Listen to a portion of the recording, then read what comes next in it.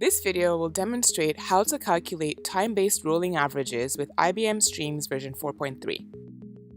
Your company has thousands of sensors that are sending readings to a central server, and you want to use that data to compute the average temperature for all the sensors in 30-second intervals. You want to use the reported time of the reading, which is included in the data from the sensors, instead of this current system time.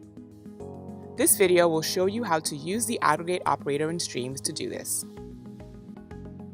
Here we have our application, which is almost complete, except we have to configure the aggregation portion.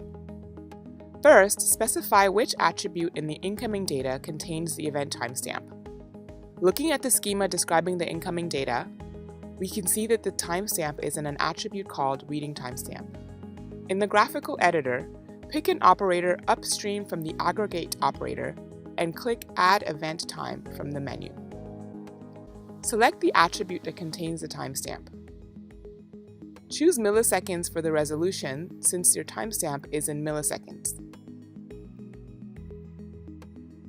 Now edit the aggregate operator.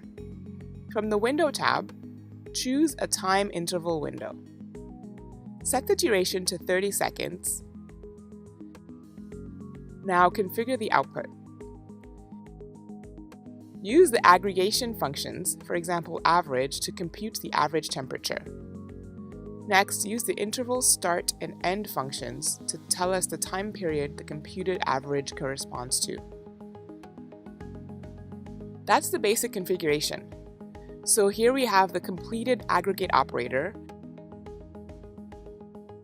and the upstream operator with the event time annotation. After compiling and launching this application, you can go to the Streams console to see it running. The results of the aggregation are being sent to this operator, so I can view the average temperature in real time by creating a dashboard view. I give it a descriptive name, and now I have a grid being updated that displays the results. Each row shows the average for that interval and the start and end times for each interval. A common problem is when some sensors report data late because of a slow connection, an outage, or running in burst mode. Your next goal is to handle data that arrives late by excluding it or producing an updated average. You can see that for this time interval, there is an average and then an updated average reported later on. You can update the aggregate operator to handle late data. Edit the operator, and in the Window tab, set the discard age to 3600 seconds or 1 hour. Any data that arrives 1 hour or more after the time period's average has already been calculated is discarded. If it arrives within an hour, then an updated average is computed. If you do not include the discard age parameter, all late tuples will be ignored. Finally, add the pane timing attribute. This indicates whether or not the computed average is late. You can use this value downstream.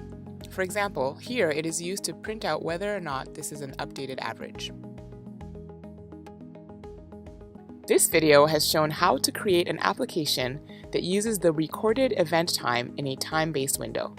Visit Streams Dev to learn more.